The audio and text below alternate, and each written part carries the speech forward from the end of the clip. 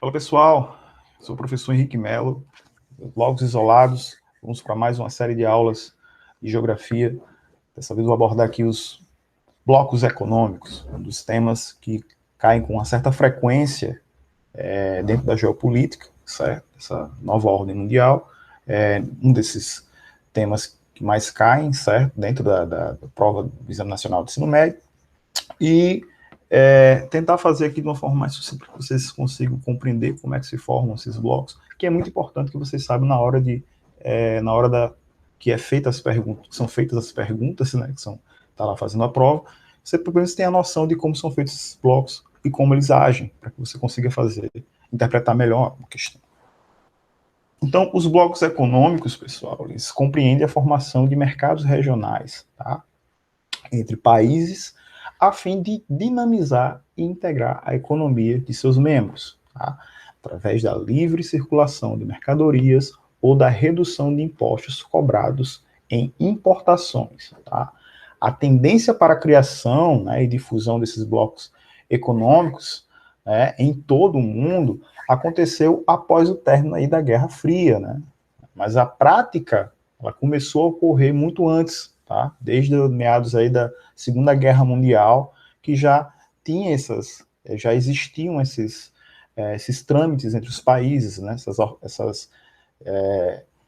Esses organismos que tentavam fazer com que a economia andasse, né? Então tivesse um dinamismo entre esses países. Então, inicialmente os blocos econômicos eram tratados como um contraponto, tá? Uma oposição ao processo de globalização, tá? Que imaginava-se também que a sua formação iria potencializar as dinâmicas comerciais em nível regional e enfraquecê-las globalmente, tá? O que aconteceu, na verdade, foi realmente o oposto, né? Hoje se sabe que os blocos econômicos são, na verdade, um dos principais elementos que propiciam a instrumentalização de uma economia em nível global, tá?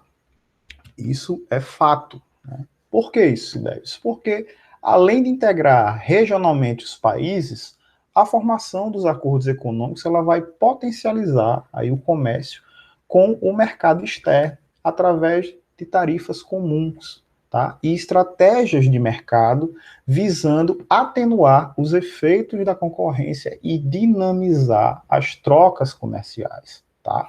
Então, o primeiro acordo internacional entre países a se constituir no mundo foi o de Benelux, né, que seria a semente para a formação posterior da União Europeia, primeiramente como Comunidade Europeia, depois como União Europeia. Tá? O Benelux ele consistia na união comercial com a redução de tarifas aduaneiras entre Bélgica, Holanda e Luxemburgo. Tá? Então, entre os principais blocos econômicos do mundo, podemos citar aí União Europeia, Comunidade dos Estados Independentes, CEI, APEC, ASEAN, Mercosul e uma infinidade de outros blocos econômicos que vão surgir aí nesse processo de globalização, ok?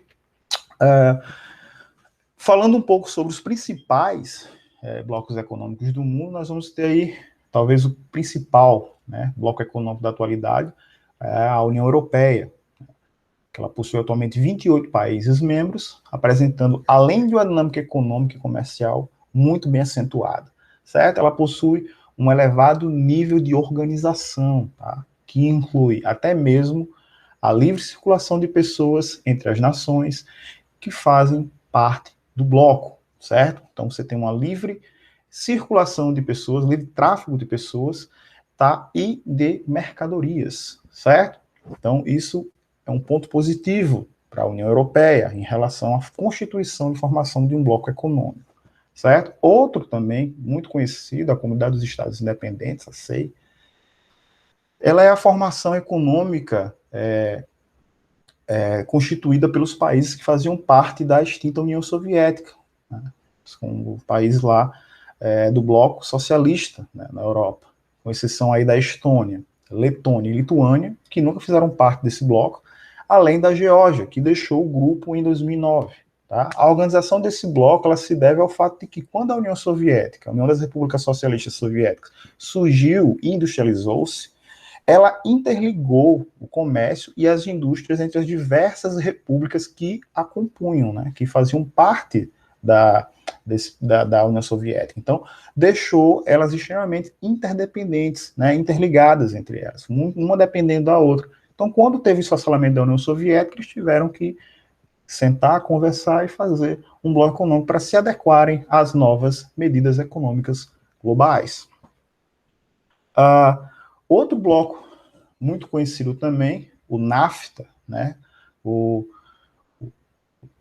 North American Free Trade Agreement, ou Tratado Norte-Americano de Livre Comércio, né, que é integrado apenas por 3 países, né, Estados Unidos, Canadá e México, tá?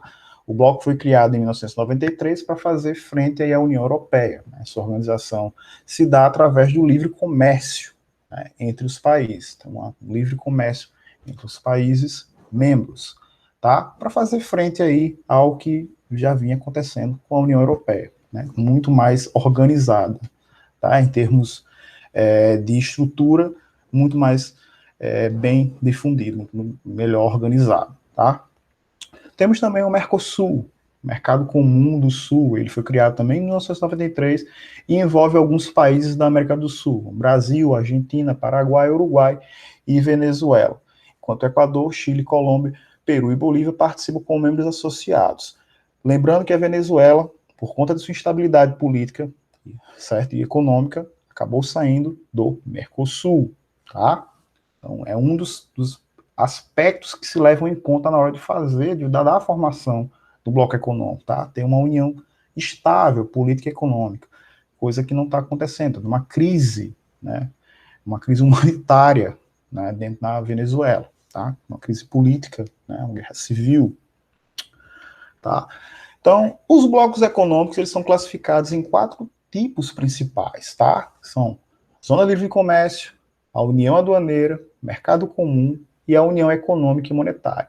Então, é preciso, essas organizações é que vão formar o bloco econômico, tá? Então, na Zona de Livre Comércio, você vai ter uma redução ou extinção das tarifas aduaneiras entre países de um mesmo bloco econômico, tá?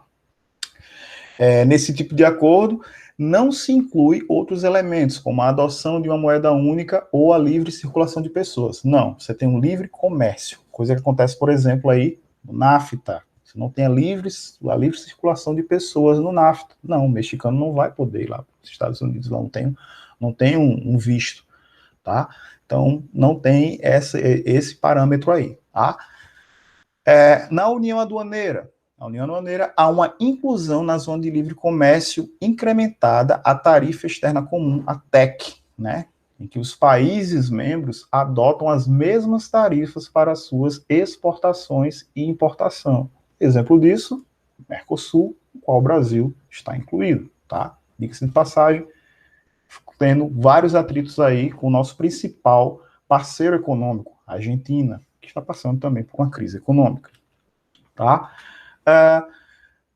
No mercado comum, há a mais avançada integração entre países que fazem parte de um bloco, desse mesmo bloco, né, que é o mercado comum, e visa, além da eliminação de tarifas aduaneiras, a integração total em circulação de bens, mercadorias, capital e pessoas. Então, esse é o mercado comum, tá? Então, essa seria a última etapa, né, que é uma das últimas etapas para se formar um bloco econômico. O exemplo disso é a União Europeia, que está bem à frente dos outros blocos econômicos, tá? Se for consolidando como um bloco econômico, assim, hegemônico, tá? E, por fim, mas não menos importante, a União Econômica e Monetária, que é quando os países do mesmo bloco adotam uma moeda única de circulação livre entre eles. Exemplo disso, mais uma vez, a União Europeia, né? Que tem o euro como moeda que eles adotaram. Além deles terem livre tráfego entre pessoas e mercadorias, o mercado comum, eles também têm o euro, salvo a Inglaterra que não quis, tá? Não quer por conta da libra esterlina que vale muito mais. Beleza? Bem, aqui eu tenho umas questões para tratar sobre o Enem, como é abordado aí a questão dos blocos econômicos, tá? Então, as recentes crises entre o Brasil e a Argentina mostram o esgotamento do modelo mercantilista no Mercosul, afirma o diretor-geral do Instituto Brasileiro de Relações Internacionais, IBRI, certo? A imposição argentina de cotas para produtos brasileiros, como os de linha branca, e a ameaça de adoção de salvaguardas comerciais indicam que o Mercosul foi construído sobre bases equivocadas. Segundo o diretor, a noção de que é possível exportar sem limites para um determinado parceiro comercial representa uma mentalidade fenícia, ou seja, uma visão comercial de curto prazo, tá? Então, aí foi na revista Exame, abril, certo? E a questão é a seguinte: nas últimas décadas foram adotadas várias medidas que objetivaram aí, por fim, as desconfianças mútuas existentes entre Brasil e Argentina. Então, os conflitos no interior do bloco têm se intensificado como na relação analisada, caracterizada pelo quê? A, pela saturação dos produtos industrializados brasileiros, que o mercado argentino tem demonstrado. Tá? B, adoção de barreiras por parte da Argentina, que intenciona proteger o seu setor industrial. C, tendência de equilíbrio no comércio entre os dois países, que indica a estabilidade de curto prazo. D, política de importação da Argentina, que demonstra interesse em buscar outros parceiros comerciais, e estratégia de da indústria brasileira, que buscou acompanhar as demandas do mercado consumidor argentino. Tá? Essa é uma questão que tem que estar por dentro do que está acontecendo também na Argentina, essa crise que está instaurada, mas é uma questão fácil de matar, até porque a crise que se está na Argentina, tá, já faz um tempo, mas ele é o nosso principal parceiro. Só que o que está acontecendo com a Argentina é o quê? Segundo o texto, mostra o esgotamento do modelo mercantilista do Mercosul, tá? A imposição argentina de cotas para produtos brasileiros. Então, você tem o quê? Uma adoção de barreiras que parte da Argentina, certo?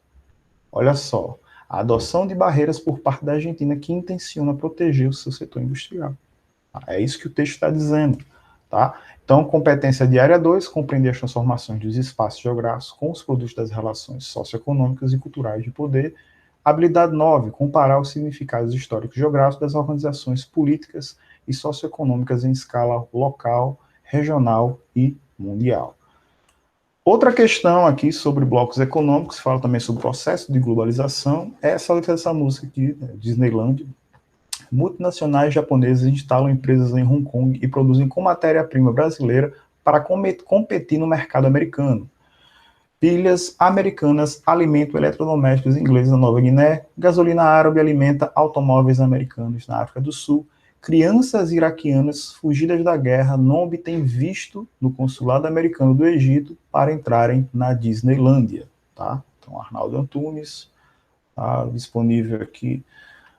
Enfim, na canção ressalta-se a coexistência no contexto internacional atual das seguintes situações: acirramento do controle alfandegário e estímulo ao capital especulativo, ampliação das trocas econômicas e seletividade de fluxos populacionais, e intensificação do controle informacional, a adoção das barreiras fitossanitárias, de aumento da circulação mercantil e desregulamentação do sistema financeiro, e expansão do protecionismo comercial e descaracterização de identidades nacionais. Isso aqui tem muito a ver com o processo de globalização, tá? Que está inserido aí os blocos econômicos. Aqui, a letra B, ela que se fala muito sobre a ampliação, fala muito sobre o que acontece com os blocos econômicos, tá? Ampliação das trocas econômicas, né? Mas ao passo você tem uma seletividade dos fluxos populacionais. Então, estou falando da Disneylândia, né? Estou falando sobre esse tipo de fluxo populacional, a seletividade entre os fluxos populacionais. Então, ampliação das trocas econômicas, sim, e seletividade dos fluxos populacionais. Olha aí, tá? Isso tem a ver com o processo de globalização e com o processo aí dos blocos econômicos também, né? Afinal, o NAFTA também não quer, tem essa característica aí, tá? Mercado comum, mas não fluxo de pessoas, tá? Então tem uma rigidez nisso daí. Então a competência de área 2 compreendia as transformações dos espaços geográficos, produto das relações socioeconômicas e culturais de poder e analisar as ações dos estados nacionais no que se refere às dinâmicas de fluxos populacionais, olha aí, e no enfrentamento de problemas de ordem econômico e social. Ok, pessoas? Então é isso. Boa aula aí com vocês, boa revisão para vocês. Fiquem com Deus e até a próxima.